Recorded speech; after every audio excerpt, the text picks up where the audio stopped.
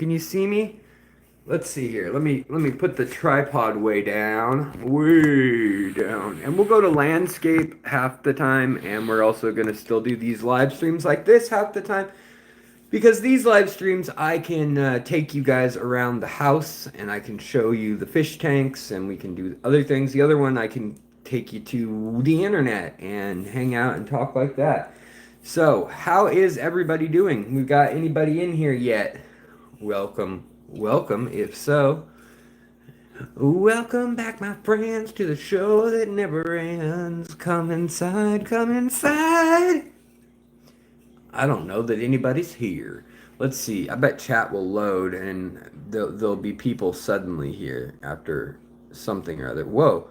What? There's a crazy green screen effect I can use now? They've changed things on YouTube again. I love how YouTube just changes everything and they don't give us any warning or tell creators or anything. So rad. Oh, I can also retouch is off. Okay, well, I don't know. Whatever it's retouching, I feel retouched by the screen, you guys. How's it going? Case Peloso, what is up? Now we got some folks in here other than Case Peloso. Nancy B from Tennessee, you're always on the ball. You are so on the ball, ma'am. Diego Dominguez, hello. Chris in the desert, what's going on? Good to see you too. Mikey Fish Tanks. It sounds like a mafia name if I've ever heard one. Mikey Fish Tanks. He sleeps with the fishes. Oh, every single night.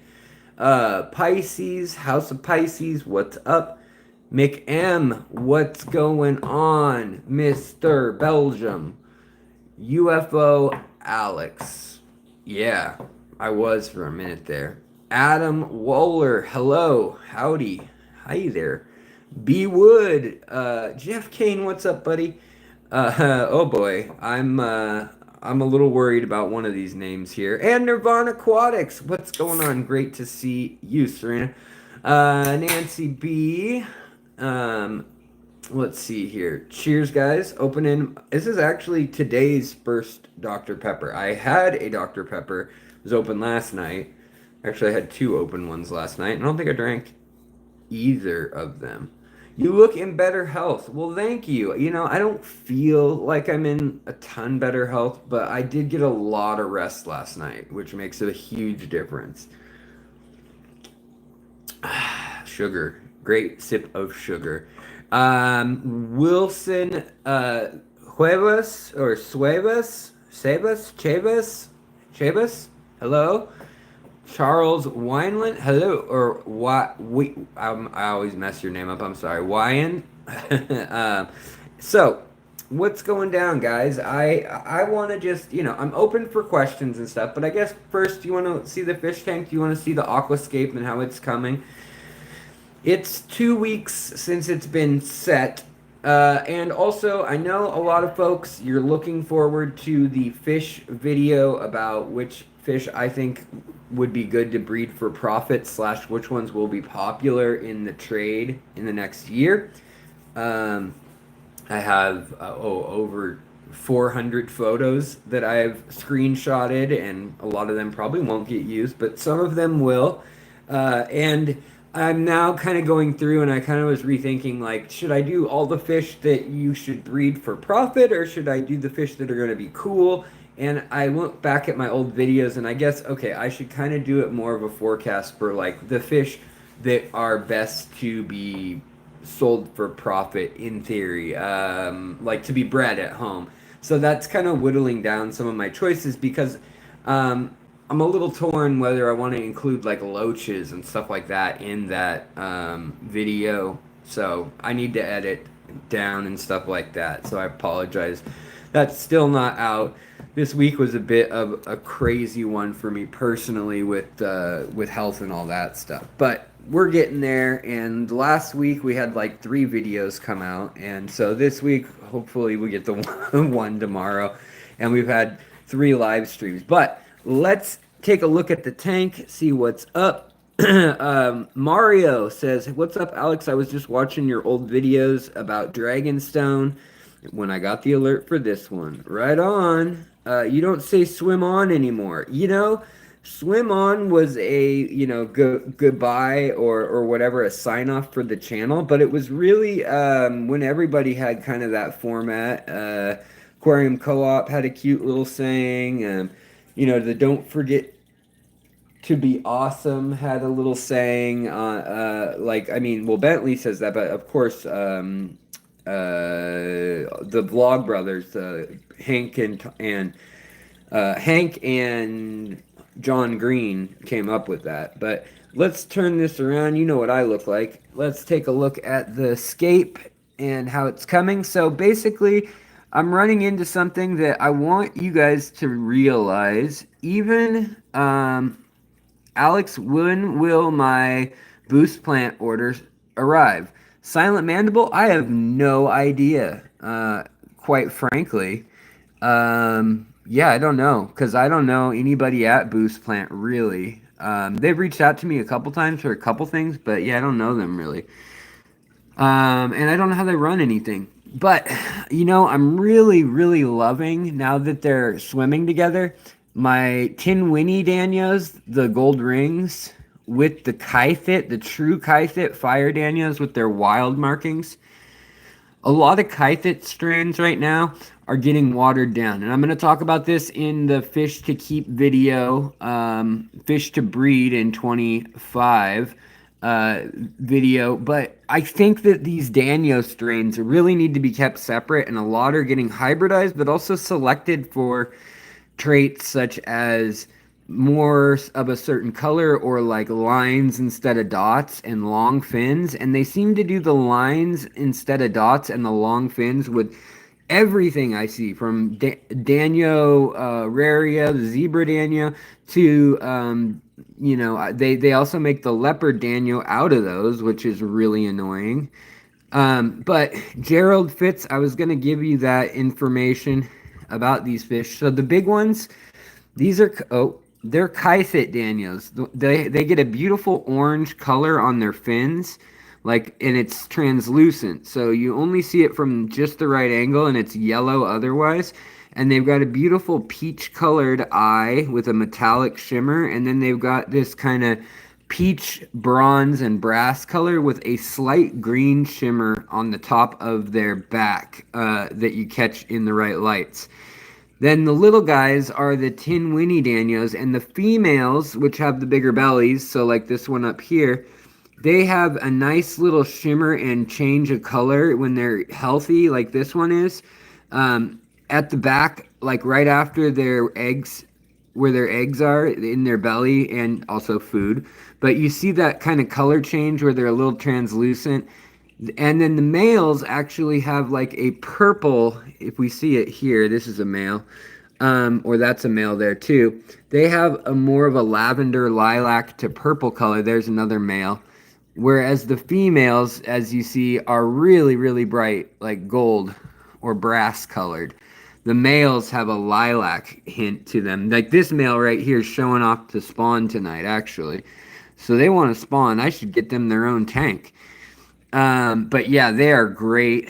Danio Tin Winnie, exactly. And then also Danio Kythit, Kythit, or the Fire Bar Danio, sometimes they call them. But yeah, they're looking really nice tonight. There's that male looking really good again right there. And there's another male looking good right there with the female there. Hard to follow them in real time. But yeah, the male's the little purple guys up top. The female's the bright gold ones. Also, we've got the beautiful Rasbora hets. These guys are showing off tonight too, so there must be something in the water. Look at that blue hue showing off on the males. So the males are really showing off the hue. Now, males are harder to point out in this species because they also get kind of a belly like the females do for eggs. So you can really only tell by looking down at them or by which ones are colored up. So like those are females down under there, and the ones with the blue shimmer are males. So male, male, female, male, male. So we're actually a little male heavy. There's a female, female, female. and male, male, male, male, male, male, male, male, male, male. Look how many there are back there. And then we've got the lovely Kalitawa rainbow fish, which are a smaller rainbow fish. And the Kalitawa male, where is he? He's got a red tail. But when they're in spawning, oh, he's back here. When they're in spawning colors, they'll actually get like white halfway across their body, and it looks really cool. Then we got, of course, the panda loaches seem to be doing well. Those are the normal ones right here. We got 5 of them in here. And then we've got the new panda loaches that are new to the world, new to the hobby. Right there with the long pattern, the lengthwise pattern. I've been having fun with all of them. They seem to be almost identical, and actually, like, they'll sleep with the other panda loaches. So maybe it is a phenotype. They do have a different number of fin rays on their caudal, their tail fin, and they also have a different number on their dorsal fin. So maybe, oh, look at this male kythit. He's all ready to spawn. Some of them have like this really nice red stripe in their fin on their anal fin, like this guy right here. Anyways, and then we've also got a yo-yo loach who's all grown up. We've got a zebra otto, and we got a younger little Kalitawa female. And the panda loaches are still very young. They're, probably like 6 months old or something right now. And you can see they're eating this algae. They're eating the biofilm off it, rather, but they'll break off a bit of algae while they're doing it. And that's kind of interesting. Outside in Aquatics, what's up, buddy? Ryan Massey, Darb Fish, what's up? Darb Wire, rather. Are harlequin and pork chop rasboras the same fish? So they're not. Well, actually, the pork chops are going to be different. The lamb chop / pork chop rasbora. And then there's the Espy rasbora. And then there's the harlequin, or these guys, the rasbora hets, which is for their rasbora heteroforma or heteroforma Latin name. Sorry, guys, my cat is playing with the actual kickstand tripod. But yeah, they're a little different, and they're all related. Also, so is the Somfong rasbora. Those are another one that are all in the Trigonostigma group. They all have a little black wedge or swoosh, and then they have different colors, but 3 of them are all kind of an orangey yellow. And then these ones, which are kind of a peach to orange or pink with a little bit of blue on them when they're happy. And then the peach eyes, they look pretty different, the rasbora hets. Although in the store, it's kind of rare to see them showing off and looking like quite this good generally. I'm a little worried. I'm looking at one of them that looks like it may have something resembling kind of like ick or something, but there's no nodule yet, but I'm just seeing something on the tail of this one here.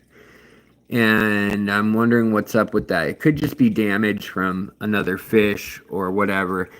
We'll have to keep an eye on that. So far, I'm not seeing any little spots on any of the fish, but I hate that. The thing that I hate about having a tank that's in a room that's part of the house, and that if you go this way, there's the outside wall here and here. The thing I hate about all this is that these tanks, this one's a little better because it's such a big amount of water, but they really do fluctuate in temperature quite a bit, which is rather annoying.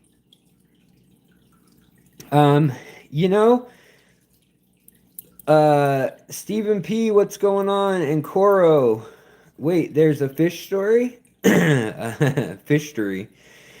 Botia Kobotai, is that what they're called? Nancy, I am drawn. No, Yo-Yo Loach, is that their other name? This is a Yo-Yo Loach that's fully grown. He used to say Yo-Yo all over the side of him, but now he says nothing, really. The yo-yo's hard to read. It just looks like finer lines now that he's full grown. And then also, I want to point out a plant that I really love and that doesn't get any attention.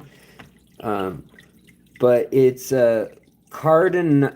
Wait, how do now I forget the first part of the name, but Lorata is the species. Cardamine Lorata, I think, is the name. I wish Luke was here. Is Coro in here that maybe remembers for sure? Cardamine Lorata is this plant. And look at this plant when it is starved of oxygen. I have not found pictures this intense online, actually. And so I'm really curious if it's because I've kept the nitrogen at completely zero or the lights or what it is. I'm not really dosing any fertilizers other than every 2 weeks when I do a 50% water change. I am adding 2 pumps of the potassium from just Aquarium Co-op's potassium. But here you can see the cool colors. There's yellow, there's a pink, which can get really deep pink apparently. And then there's kind of a more browner yellow or orangey yellow, all the way to light green, like a lemon green. And then, this plant usually looks like this. So I've never seen it do what it's doing now. So I think that is due to the CO2, and there's something else compounding it that's making that happen. It's also doing great under here. I had like a couple broken pieces of it hiding over in this aquarium from who knows when, and I just took them out of this aquarium and popped them over into this aquarium, and it's like they've sprouted a new life. So I wanted to point that plant out. Also, somebody just did a Ryan Massey. Thank you so much, brother. Thank you so much for the gifted memberships. You guys have been rocking those lately, and Ryan, thank you, buddy. It really does help. It helps fund the channel, but it also helps give people a taste of the community if they want to hop in the community. Section of YouTube, then there's all the playlists now that they can listen to that are like podcast playlists, and then they've got over 220 or so episodes.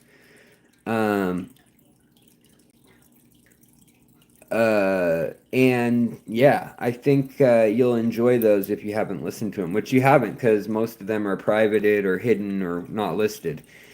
Unless you saw them years ago or a year, I think I stopped making them mostly 2 years ago, but they're from 2 years ago, 3 years ago, and 4 years ago. I was making them daily for a few chunks because with Father Fish channel and with the Aquarium or Mains, Fins, Tails, and Fur channel. They had a morning show for a while, and I was like a featured correspondent between both.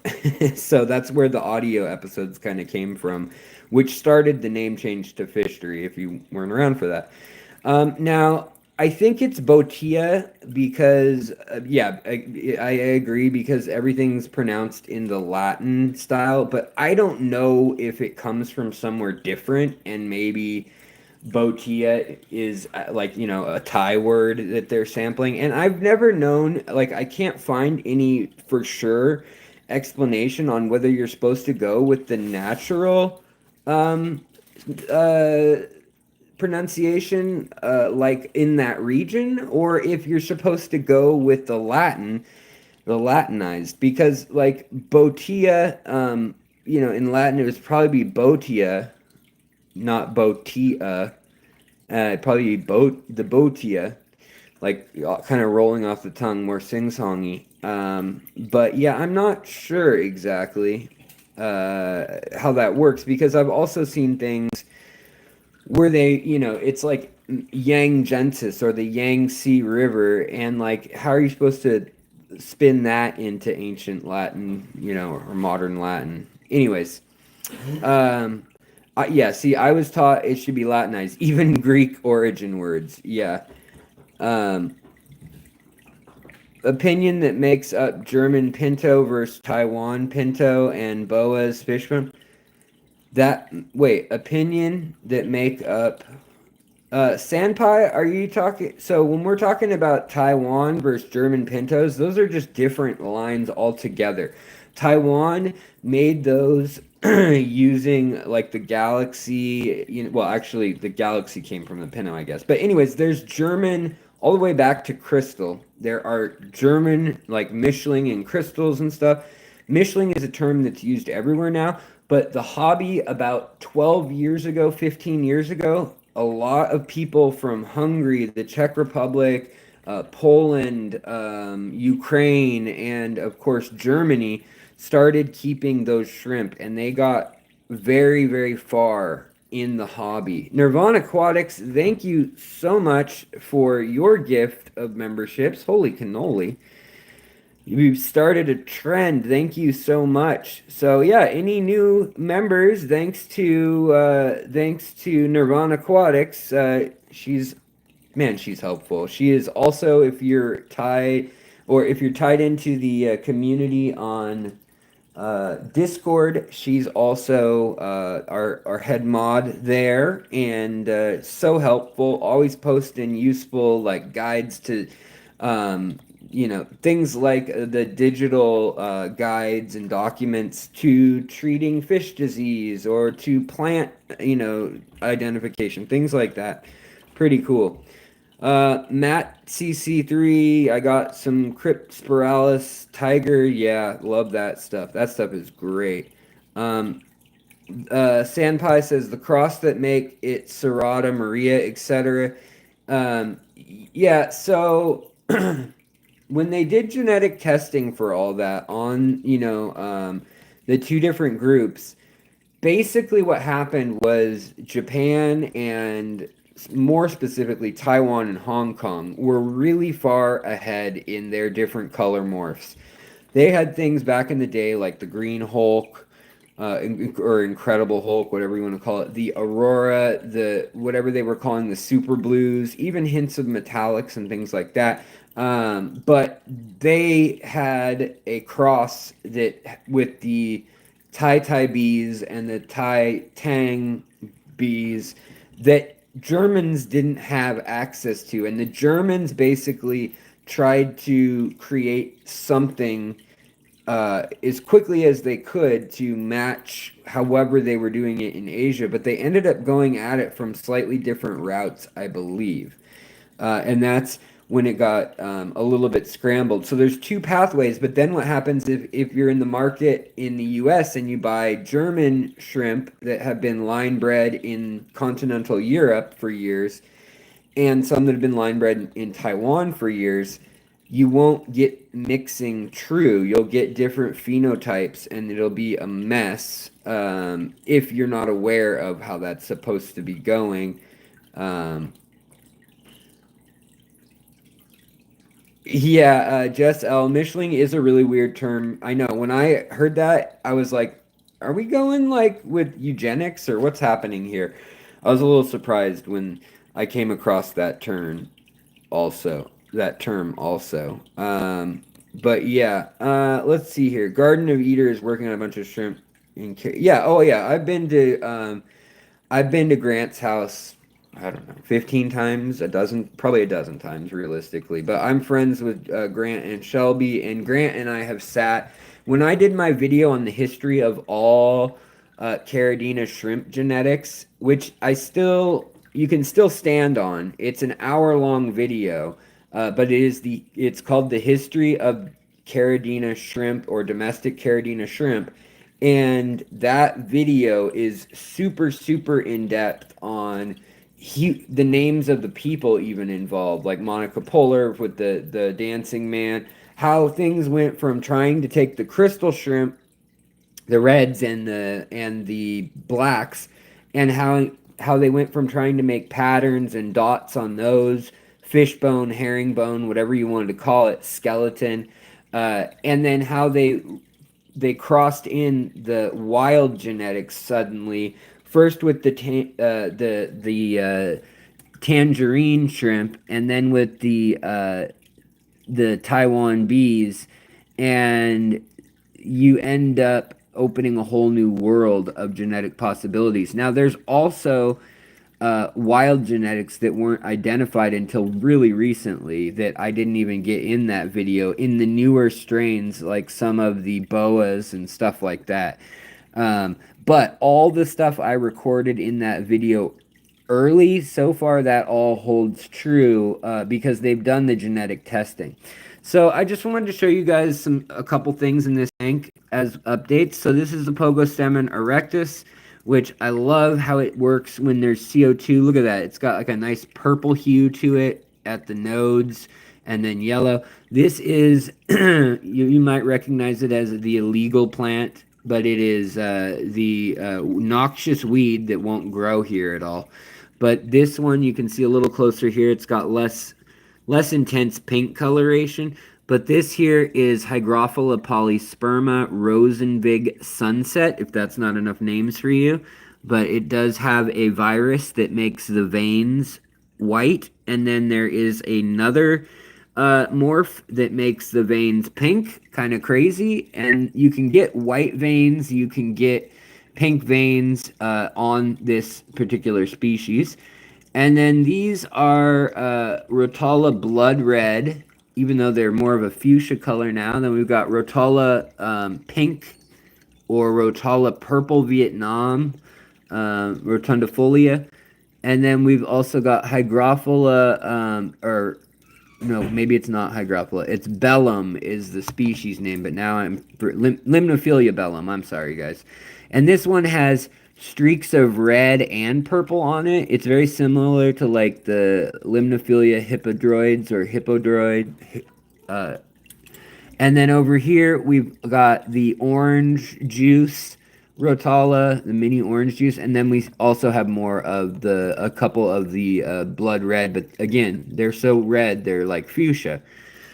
Then over here, these are interesting. I've never kept this plant until this tank, but it's doing phenomenally. So I would highly recommend folks try this new tissue culture out. It was cheap. It was like $10, but it is Samolus, and then oh man, I'm gonna forget the other Longipinus, I think is the last part, or no, Longiplumilosis. That's it. Samulus longiplumilosis, I think. Anyways, it's a very interesting one. It turns bright red. It's getting pretty big. It's not a rosette flower, which I thought it was, but I read online, no, it's not a true rosette. It will grow out like a rosette does, but then it will chain and run. So I tried to plant a little piece of it under here to watch, and sure enough, it's not a true rosette. There's actually new shoots coming up side by side on either side of the plant. So, kind of interesting. Fishery, is there a band plant that you're always wanted but never could get? Mine is Limnophilia sessiflora. I've had that one. No, there's not any that I really have wanted that are, like, I could get anything I wanted. Like, maybe I'm lucky or whatever. There's some like the mini Wolfia and stuff that I just don't want, and that like people have offered that it's around, and I think that could be like a really destructive plant like that, or the mini duckweeds and stuff like that that can withstand temperate temperatures, and they're some of the smallest flowering plants in the freaking world. Those are scary. But certain things, I keep, and the Hygrophila polysperma, our local fish and game guys, and also the people who come in agriculture, who come into shops and have anything to say or not say about it, they don't care about this one, or parrot's feather. They don't care because they won't survive in the Seattle water at all. So Nymphoides, Hydrophila Taiwan to one of my tanks fast. Yeah, that's a pretty little one too. And let's see. Hey Alex, I really need help with something. Lately I'm really into albino red ear koi guppies. However, after buying multiple pairs from various online sellers, they keep dying. So RC Savage, my guess would be that your water may be too soft, That would probably be my guess.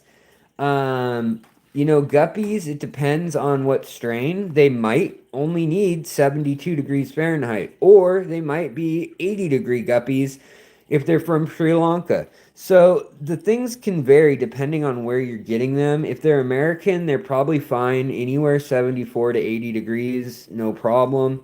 Um, check on the cat. I don't hear any banging around. I don't have to check on the cat because she's right here and she's already annoying me as we speak. But you're right. She wasn't making noise, which is a very scary thing around here.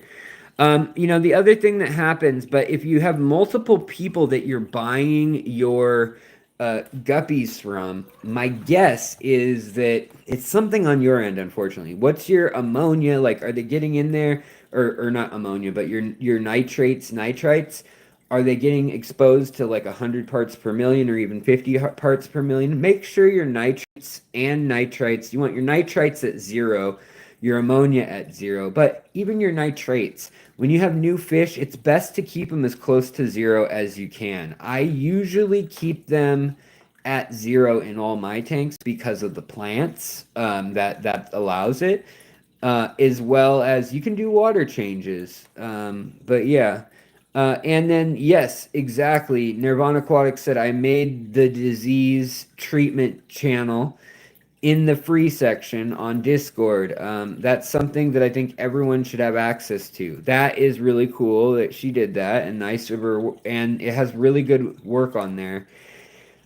So yeah, I would recommend you go check that out on the Discord. Links to the Discord are in every video. Some of them have expired on some of the videos, but I tried to select the section or the part on Discord where it says link will not break, lasts forever, but some of those have been also saying they're expired too. So I don't know what's up with that. There is an issue. What are your feelings about Anacris, says Jason. Been looking into trying to establish it in my red ear slider tank. Is it very fast growing? It is very fast growing. Anacris, I don't love it. It doesn't love hard water generally. It's kind of like Kabamba too, like these here, where you can get a really nice Kabamba growth like this when it has CO2 in here. I've been throwing the CO2. I've been literally taking it off this tank and putting it on this one for 2 hours a day just to see what plants I have. Because literally, I don't even know. And I like I told you guys, I'm redoing a lot of my tanks and scapes and stuff. And I want to redo this one.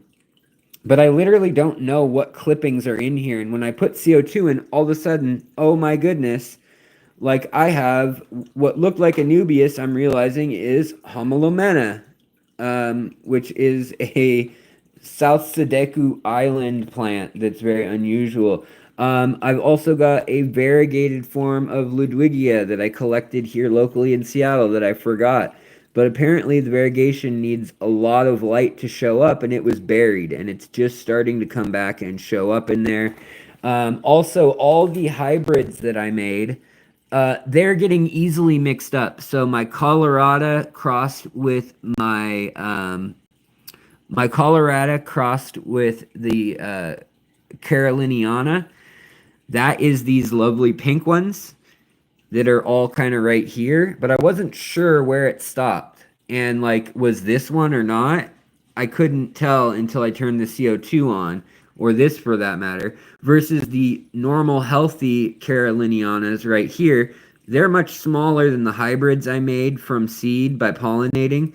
And they also are much less, they don't have any pink to them, if you can see that. And then there's also the Colorado, the Caroliniana mixed with the Salzmani.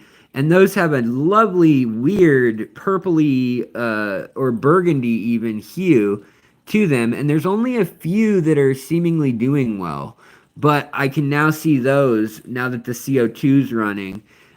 So I've got 3 of the original. The Salzmani is in another room because I wanted to keep it as far away as possible, even though it's easy to tell. but I didn't know how this Salzmani slash Caroliniana Bacopa would turn out. I didn't know if it would have the purple, and before I knew if it would have purple or not in it, I didn't like if it turned all purple, I would have not had any idea what was what. So I put that in here later. This was my first successful one, the Caroliniana mixed with the Colorado. And the Colorado has a little bit of pink, but I dare I say that this even is a better pink, I think. It will get, like you could get this crazy pink if you put it over here. And so I've experimented, like here's that same purple one turning super purple in this light over here. And I think it's going to be indistinguishable almost from the Salzmani Bacopa. And then there's also the other thing I noticed was that from the other room, look at this. This is all green in the other room. It's red tiger Val. And in the other room, it has no tiger stripes, nor does it have any red. It's just Val. So I'm learning a lot by just turning the CO2 back on. I had this whole big canister under here for years, and it's been off for 2 years straight. And I'm also finding like my arcuata crossed with my Ludwigia arcuata crossed with Reuben. That mix just shot up like a little demon right here. Looking really good though. And then do I have any other hybrids in here? Well, oh yeah, I mean, there's obviously these guys that are here that are just huge. I mean, look at this leaf over here. It's like 1.5 feet long. And with the giant bunny ears that apparently, I don't know if there's a limit, but look at the rabbit ears. Look at this. Here's my entire hand starting at the bottom of that leaf. I mean, I can put 2 whole hands. For me, that's 9 inches over, 9 inches from my wrist to my big finger. So that's over 18 inch. That's 18 or 19 inch long leaves on this hybrid. So that's definitely got what they call hybrid vigor, because this is the Fraseri parent right here, or a clipping from it, and the Cophifolia, I don't even know if it's immersed anymore. But it has like really ruffled leaves. Also, I noticed that there's a cutting of Barclay longifolia in here that I had forgotten about. It's a beautiful plant. It turns very bright pink when it's happy, especially like watch this CO2 growth. Look how much more colorful that is when we turn this around. Like, look at that versus without CO2. This piece is old and it's just kind of falling apart. So CO2 truly does make a big difference. The Potamogeton Gayi rainbow, you can see all the colors now again, where you got green shoots with yellow lines, you've got bronze shoots with gold or deeper bronze lines, you've got green with bronze lines, and then you've got bronze with green lines too. But like this one, look at that. It's got green, focus. It's got a green leaf with a bronze line through it or a gold line through it. And it alternates. So that's a fun plant. Also, my Bacopa, this is Bacopa furcata from the Pantanal in South America versus my American Bacopas, which are all a very kind of boring, they have like a purple hue. I mean, they're all right. But actually, that's one of the few plants that I think looks way better in low light or no CO2. It grows much denser, whereas it gets really leggy in CO2 or in medium to high light. And the purple actually kind of goes away a little bit because it's not as close together. So if we look for a piece that's maybe back sunken over here somewhere, let's see. Can I even find one? Also, I've got like some interesting bright orange stem plants in here that I don't know what that is. Also, we've got some hidden beautiful Bloody Mary shrimp in here doing their jig.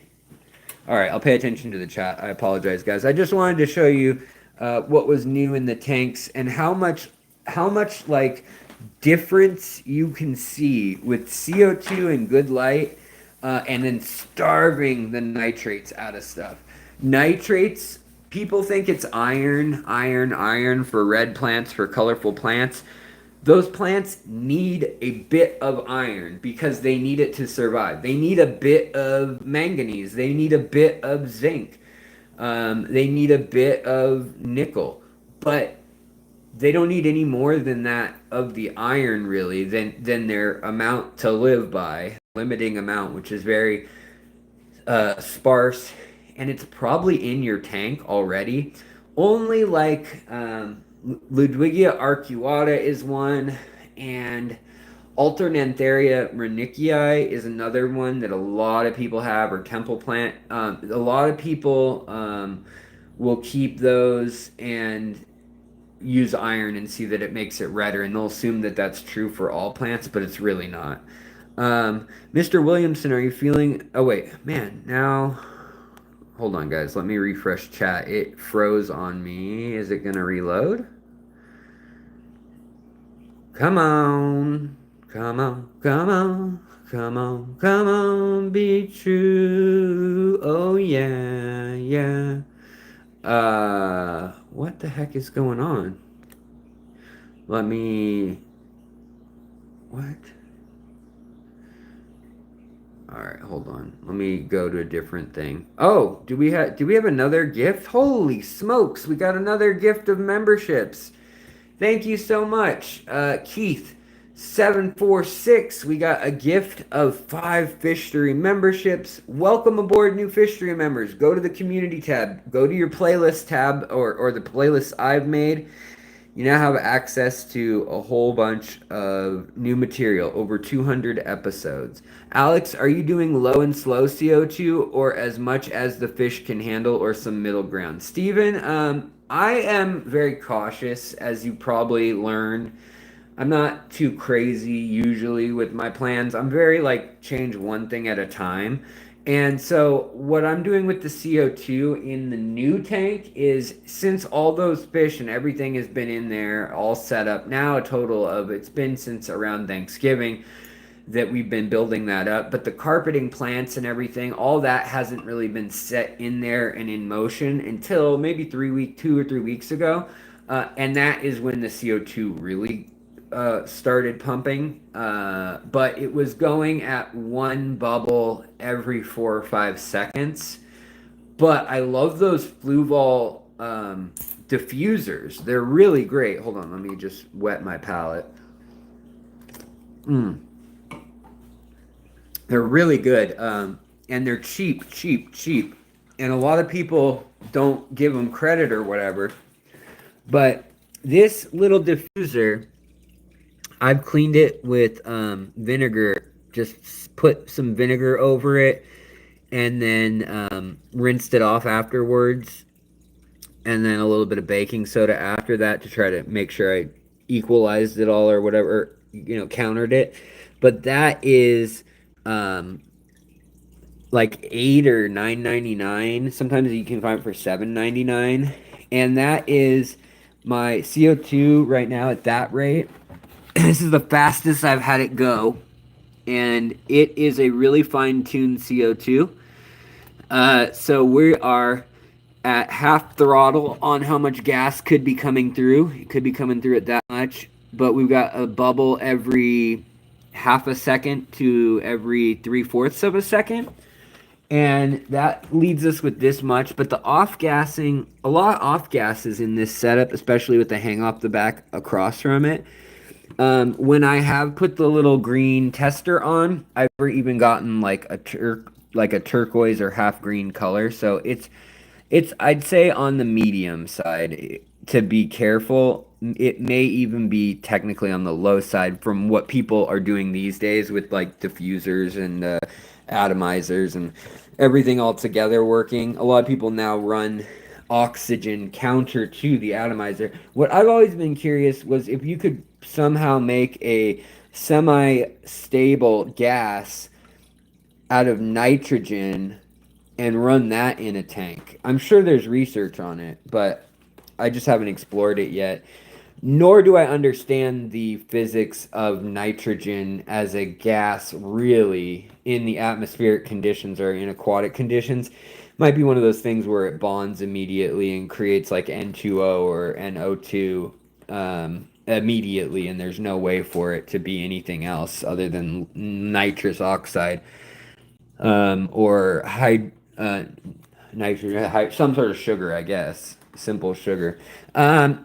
So what else is going on in here? Really, I'm gonna put some new shrimp in here again and some snails, and really we're just kind of letting everything wind down. I've been cleaning out the moldy substrate, so now you can see all these dead snail shells that we're adding to the substrate.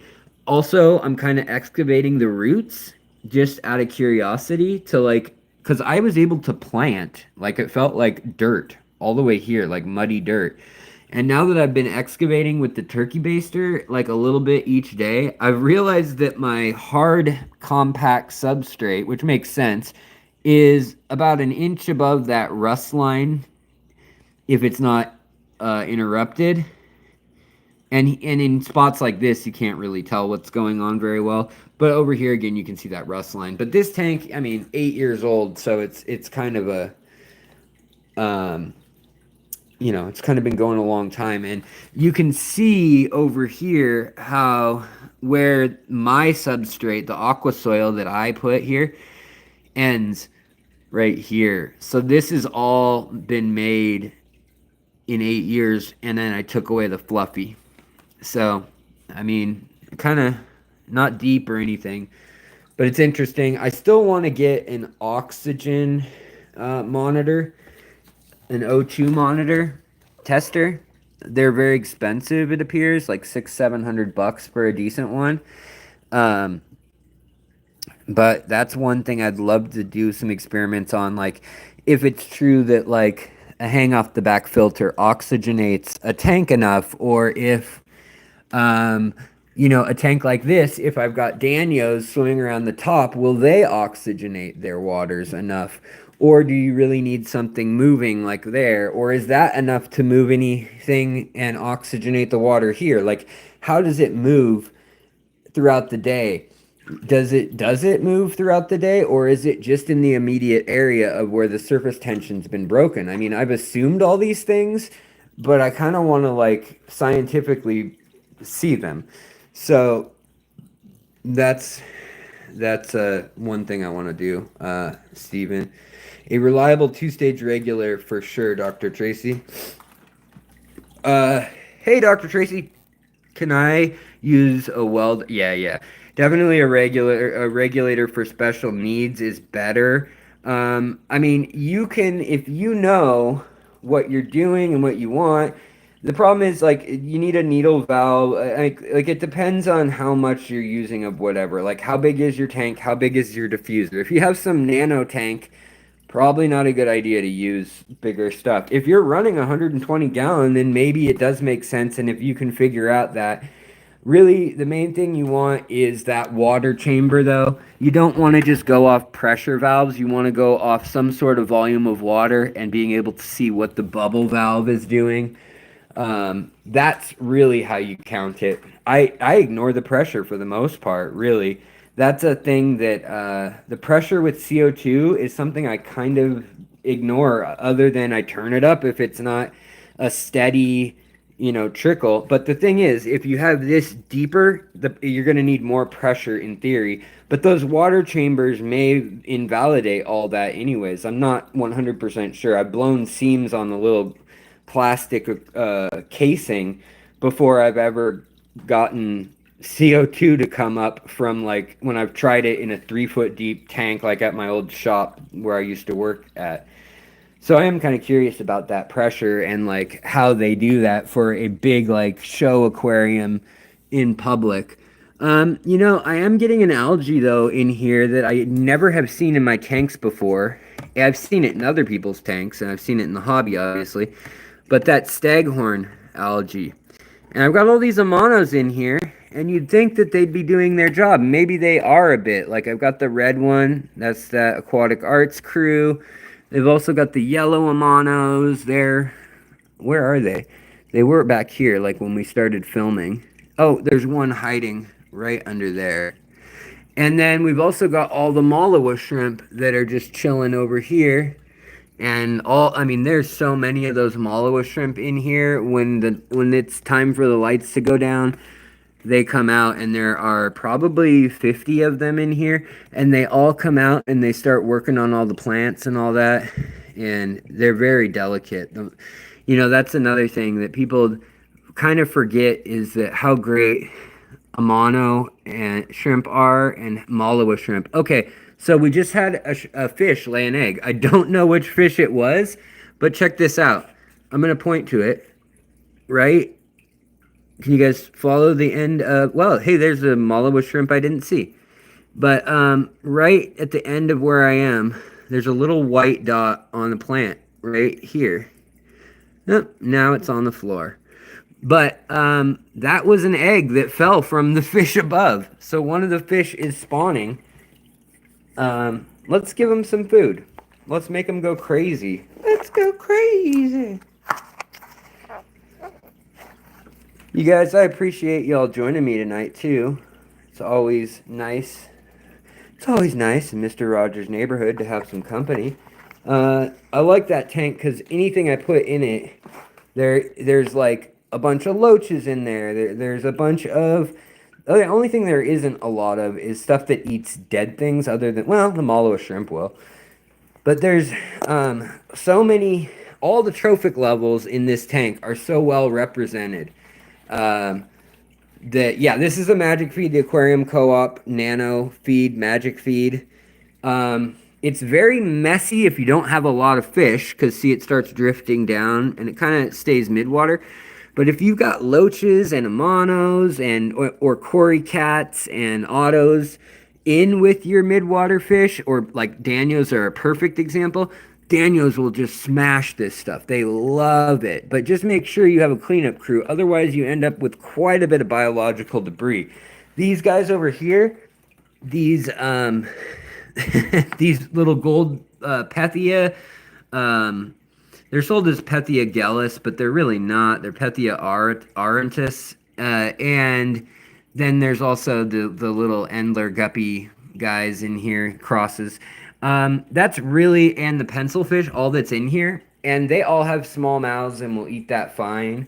There's one diamond tetra, and then there's also Bob the betta in there. But other than that, there's no, other than a few little red Bloody Mary shrimp, there's nothing in here that's really eating the bottom zone, other than some snails, some ram's horn snails. So I feed very lightly, no more than this once it's already spread out on this kind of tank. Yeah, I know. You're right. The biggest fish I have also will eat it. My bigger fish still eat that stuff, no problem. I've had all the lights off in here. The only people, the only fish that won't eat it are these guys. Let's see. Well, these little guys will. We'll give them a little bit just to see what happens. Oh, even just undoing the rim did that. Look at this one Malawa that's turning colors. I don't know if it's like vitiligo or if it's got a bad molt or what, but half of it is like tan to orange. This is my blue morph tank of shrimp Malawas. Or Sulawesi parperdente parventata, which is like, sounds like an Amano shrimp kind of, but with a whole second name, which they do have 2 part Latin names. But look at this. This little, oh, he was doing it. He was eating a piece of duckweed, which is weird.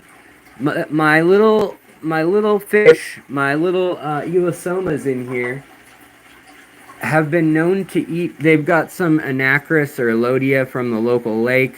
Probably not supposed to have that. I don't know. But I just got it locally. But yeah, there are 5 or 6 Elosomas in here. And there are 2 males that kind of take charge, and then maybe 2 males that don't, and 2 females that are definitely like spoken for by the males. So I want to get them their own tank better than this, but for now they're hanging out in there. But I do want to do like a biotope that doesn't need to be heated or anything. This tank still isn't, I've done nothing with it. I've done not much of anything with this tank either. And this is all where all the loaches get made. Let's see if we can get them out with some of that food.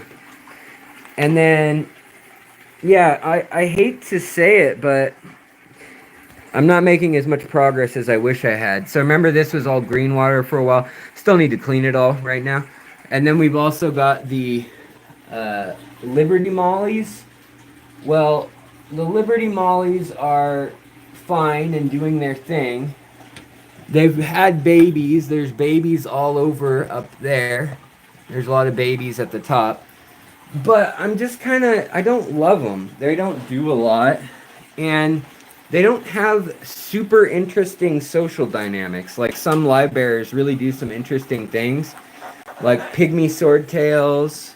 They had some lovely behavior in the day. But they will eat like pigs.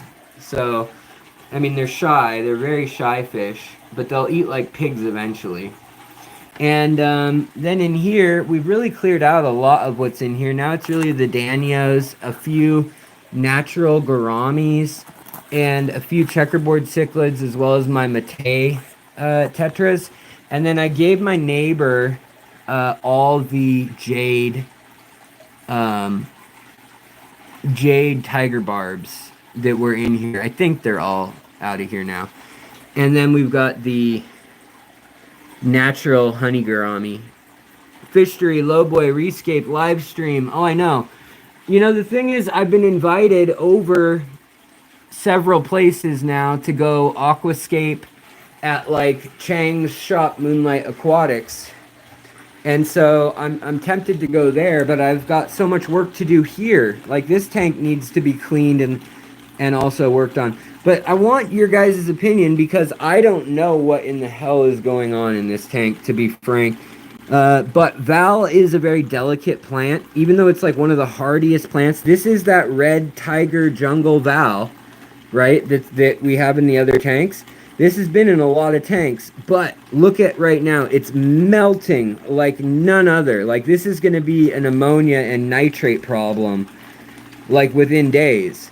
So we got to figure out what in the heck caused that to melt. Is it just the pH? This has very low pH. Do I just need to buffer it with some crushed coral, or what's going on? You can see all the debris from it already starting. And yeah, Val does not love soft water, as you said, Andrew. So I'm just kind of shocked though that it's like a matter of overnight that it went from happy, healthy to like, boom, fried. And the moss, on that note, the moss actually looks a little better. Now I did put a piece of Mopani wood in here that's really old. And it's been in here for a month and a half, 2 months, so I don't think it's that. But, you know, here we've got our little purple coolie loaches. We've also got some two-tailed loaches and coolie loaches, and then we've got our, you know, all the little gobies are still in here too, and they're kind of just having fun. You know, the other thing I could do is I could put my my isopods. Look at this, guys. So look at these tanks. First of all, I know I need to clean the glass, but these are meant to feed Daphnia or isopods or shrimp, whatever they're, you know, they're all food tanks. But look at, so this one is just a mess, right? There's just stuff everywhere. There's white fuzz and mold all over the ground on these. There's leaf skeletons, right? Well, up here, this is the isopod tank, and they've literally turned everything into a fine powder. And just, like, there's a few roots reaching down, and that's it. The isopods, the aquatic isopods, literally eat anything. I need to put water in this tonight. They're getting pretty low. Also, my goodie. Oh no! Look at this, guys. My goodie's got ick. This is since yesterday. It's gotten this bad. They've gotten ick so many times. These guys, I blame the fact that they're next to the window. But I don't really know because these guys never have problems. And that includes a pair of bettas,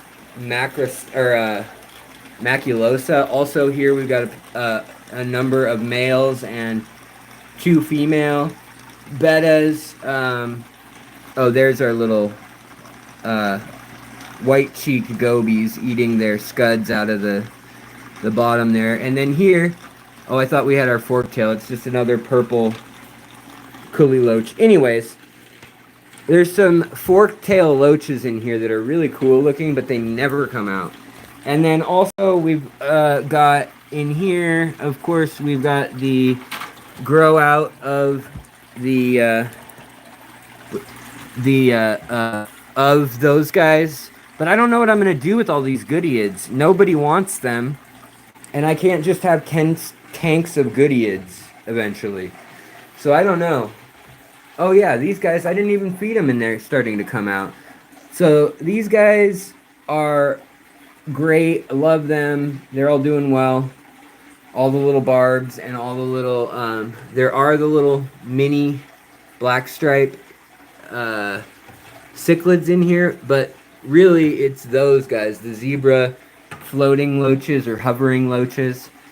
It's their tank. I threw out so much of the Suswasser tang that was in here. I threw out pounds, literally 3 or 4 wet pounds. I mean, I shook it off, but it was still that heavy. Yeah, yo-yoing is definitely worse. I agree, and I think that's what's going on with that tank over there. I think it's getting yo-yoed really bad. Because they've got Nick a few times, and I don't think that it's just that they're more... Yeah, and so this is all cleared out. It's a mess, but it's cleared out. This is clear. We're going to swap spots, but I'm literally not even supposed to be standing without a crutch or an aid. And here I am walking around showing you guys stuff, but I do have my leg all tied up or wrapped up. But yeah, it's literally like all wrapped almost like in a boot. Hey, Bob came out for a sec. Bob, come back. I miss you. I never see you anymore. Ever since this big tank die-off when the temperature went to 90 degrees or 96 when the power went out, Bob has just been terrified of me, of people, even of the other fish. What? You saying get off your feet?